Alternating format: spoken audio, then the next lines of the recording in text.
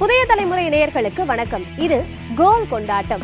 நேற்றைய தினம் Jersey number 10 மற்றும் முதல் உலகக்கோப்பை போட்டி பத்திலாம் பார்த்தோம். நிகழ்ச்சியோட இரண்டாவது நாளான இன்னைக்கு ஸ்கார்பியன் கிக், அரங்கங்கள் அப்படின்னு பல சுவாரஸ்யமான தகவல்களை தான் பார்க்க போறோம்.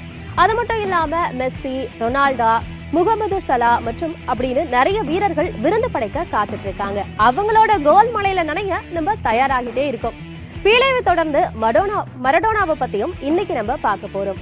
இவங்க மட்டும் இல்லாம உலக கோப்பை தருணத்தை பயன்படுத்தி எல்லாரோட கவனத்தையும் ஈர்க்க முயற்சிக்கும் கன்னியாகுமரி மாவட்ட கால்பந்து இளைஞர்களை பத்தியும் நம்ம கோல் கொண்டாட்டம் சிறப்பு நிகழ்ச்சியில பேச போறோம்.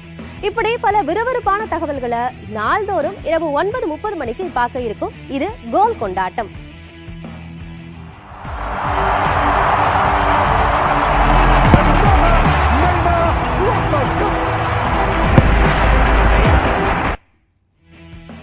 இருபத்தி 22வது உலகக்கோப்பை கால்பந்து போட்டி கத்தார்ல நடக்க இருக்கு. இதுக்காக பல பிரம்மாண்டமான ஏற்பாடுகள்லாம் செஞ்சிருக்காங்க அந்த நாட்டை சேர்ந்தவங்க. அது மட்டும் இல்லாம பல முன்னணி வீரர்களோட புகைப்படங்களை அந்த நாட்டுல இருக்கக்கூடிய பெரிய பெரிய பில்டிங்ஸ்ல எல்லாம் வரைஞ்சி மின் விளக்குகள்ல ஜொலிக்க விட்டுருக்காங்க.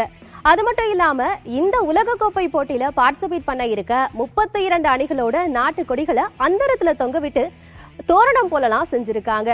ஒரே வரியில சொல்லணும்னா ஒட்டுமொத்தமா கத்தார் நாடே விழாக்கோலம் போன்றிருக்கு.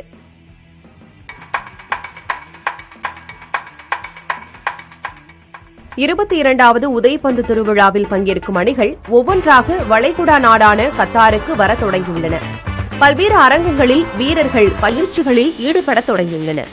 அதே வேளையில் தலைநகர் தோஹா உள்ளிட்ட நகரங்களில் உள்ள உயரமான கட்டடங்களில் Lionel Messi, Cristiano Ronaldo, Mohamed Salah போன்ற முன்னணி வீரர்களின் உருவப்படங்களை வரைந்து வண்ண விளக்குகளை பொருத்தியுள்ளனர்.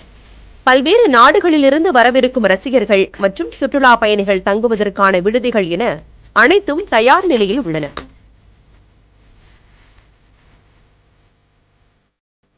இது தவிர உலக கோப்பையில் பங்கேற்கும் அணிகளின் தேசிய கொடிகளை பிரம்மாண்டமான அளவில் வடிவமைத்து அவற்றை ஒன்று சேர்த்து வானில் படரவிட்டு மேம்பாலம் போன்று கோர்த்து வைத்திருக்கின்றனர்.